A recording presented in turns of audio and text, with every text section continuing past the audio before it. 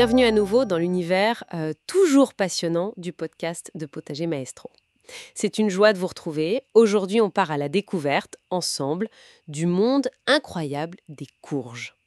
Des formes, des couleurs, des saveurs, y a de quoi faire. C'est une culture franchement pleine de surprises et, bonne nouvelle, c'est vraiment accessible. Ah oui, tout à fait. Et puis, cultiver ses propres courges, quelle satisfaction, hein.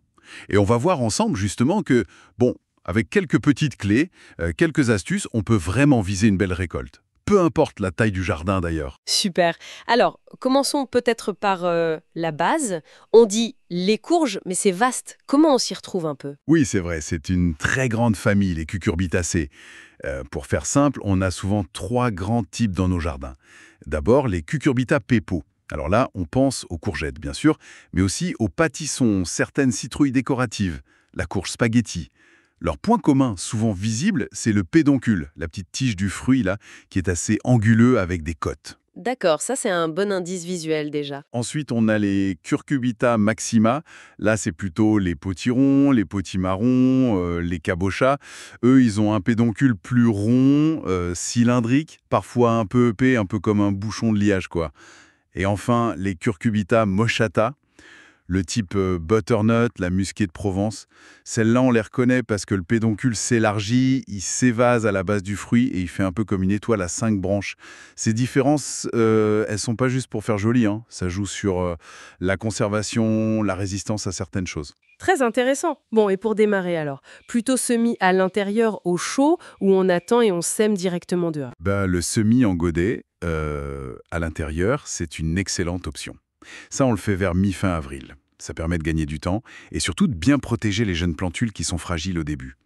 Il leur faut une bonne température, hein, disons entre 18 et 24 degrés Celsius, et on sème pas trop profond, 2-3 cm, ça suffit. D'accord. Mais si on n'a pas la place ou le temps, on peut quand même semer direct en pleine terre. Oui, bien sûr, mais là, il faut attendre mi-mai au moins, que la terre soit bien réchauffée, genre 15 degrés Celsius minimum, et surtout, plus de risque de geler. Pour la plantation, que ce soit après un semis direct ou avec des plants qu'on a achetés ou fait soi-même, le sol, c'est la clé. Il faut qu'il soit riche. Du compost. Exactement, du bon compost. Et bien drainé aussi. Et puis, l'espacement, très important.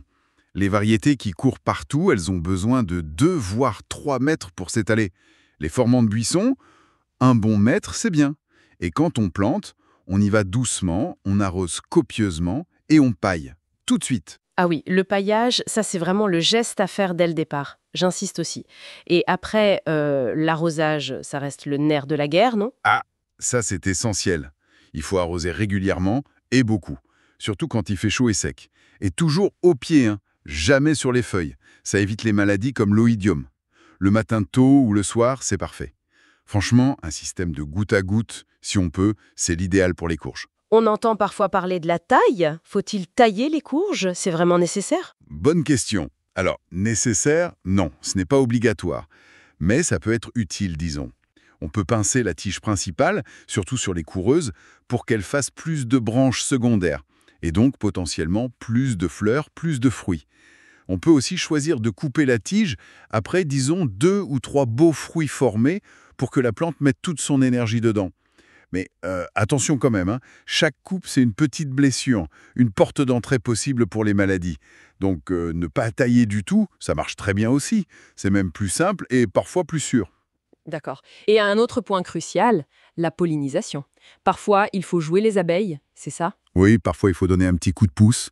On a les fleurs mâles qui arrivent en premier sur une longue tige fine et les fleurs femelles qu'on reconnaît facilement car elles ont déjà un petit renflement à la base comme une mini-courge. Normalement, ce sont les insectes, les abeilles, les bourdons qui transportent le pollen du mâle vers la femelle. Mais bon, s'il fait un temps pourri ou si on cultive sous un tunnel par exemple, les insectes sont moins actifs. Dans ce cas, on peut faire ça manuellement. Le matin, c'est le mieux. On prend une fleur mâle, on enlève les pétales et on vient délicatement frotter l'étamine pleine de pollen sur le pistil au centre de la fleur femelle. C'est tout simple et ça assure la récolte. Super astuce. Et alors, le grand moment arrive, la récolte. Comment on sait qu'une courge d'hiver, par exemple, est prête à être cueillie? Il y a plusieurs signes. Le plus fiable, c'est le pédoncule, la tige.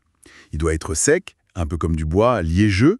La couleur de la courge doit être bien intense, typique de sa variété, et la peau doit être dure. Si on essaie d'enfoncer l'ongle, ça résiste. On récolte impérativement avant les premières grosses gelées. Très important.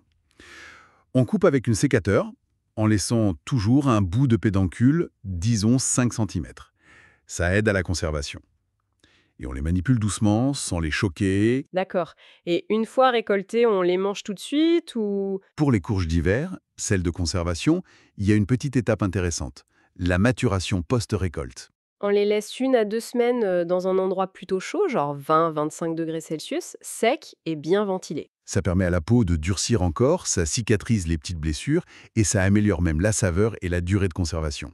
Après ça, on les stocke dans un endroit frais, idéalement entre 7 et 12 degrés Celsius, toujours sec, aéré et surtout sans qu'elles se touchent entre elles. Une bonne cave saine, un garage frais, c'est parfait. Et elles tiennent longtemps comme ça? Ça varie selon les types dont on parlait au début. Exactement.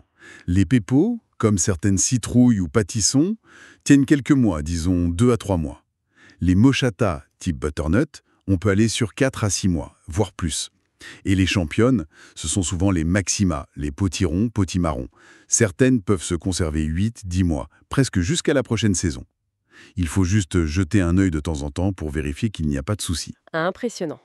Un petit mot rapide sur les soucis qu'on peut rencontrer. L'oïdium, cette espèce de poudre blanche sur les feuilles, c'est courant, non? Oui, l'oïdium, c'est fréquent. La meilleure défense, c'est la prévention. Bien espacer les plants pour que l'air circule et arroser toujours au pied. Si ça apparaît, on peut essayer des traitements doux comme une solution à base de bicarbonate de soude ou du soufre si besoin, mais toujours avec précaution. Et surtout, la rotation des cultures, c'est capital. Il faut attendre au moins 3 ans, idéalement 4, avant de remettre des courges ou d'autres curcubitacées au même endroit. Ça évite l'épuisement du sol et l'installation des maladies. Et les petites bêtes, les masses, pucerons... Oui, les limaces adorent les jeunes plantes, donc il faut les protéger au début. Les pucerons peuvent arriver, on peut les gérer avec de l'eau savonneuse ou en favorisant les coccinelles. Il y a aussi parfois des punaises ou des altises, mais avec un bon paillage et des plantes compagnes, on limite souvent les dégâts. Super. Et on peut même aller jusqu'à récolter ses propres graines pour l'année d'après, c'est bien ça? Tout à fait. C'est même assez facile avec les courges. Il faut choisir un beau fruit, bien mûr, sur une plante zen et vigoureuse. On attend qu'il soit vraiment à pleine maturité, voire un peu plus. Ensuite, on ouvre la courge, on récupère les graines, on les lave bien pour enlever toute la pulpe. On peut faire un test. Celles qui flottent sont souvent moins bonnes. Puis, étape cruciale, le séchage. Il faut les étaler sur du papier absorbant, dans un endroit sec, aéré, à l'abri du soleil direct pendant au moins 2 semaines, voire plus. Elles doivent être parfaitement sèches. Et on les conserve dans une enveloppe en papier, bien étiquetée, dans une boîte hermétique, au frais, au sec et dans le noir. Elles peuvent rester viables 4 à 6 ans, parfois plus. Eh bien, on voit de cultiver ces courges, c'est tout un monde, mais c'est une aventure vraiment gratifiante et finalement assez simple à tenter. J'espère que cette discussion aura donné envie à tout le monde de se lancer ou peut-être d'essayer de nouvelles variétés. Oui, il y a une vraie satisfaction, je trouve, à suivre ces plantes, de la petite graine jusqu'à l'assiette. C'est généreux une courge. Ça nous apprend la patience et l'observation du jardin. Absolument. Et pour aller plus loin, sachez que dans les notes qui accompagnent ce podcast, vous trouverez un ou des liens essentiels vers un article et des vidéos qui complètent cette émission. Un grand merci pour votre fidélité, chers auditeurs, chers jardiniers, chers maraîchers. Vous pourrez retrouver ce podcast sur YouTube, mais aussi sur les plateformes comme Spotify, Amazon Music, Deezer, Podcast Addict et bien d'autres plateformes. N'oubliez pas aussi, si le cœur vous en dit, de faire un tour sur la page Facebook de Potager Maestro. Et puis, bien sûr, de nombreux articles au potager vous attendent également sur potagermaestro.fr. N'hésitez pas à visiter le site, il y a plein de ressources. Voilà, prenez soin de vous, prenez soin de votre potager et qui sait, quelle sera la courge star de votre jardin cette année? C'est une belle question pour la suite. À très bientôt pour une prochaine émission.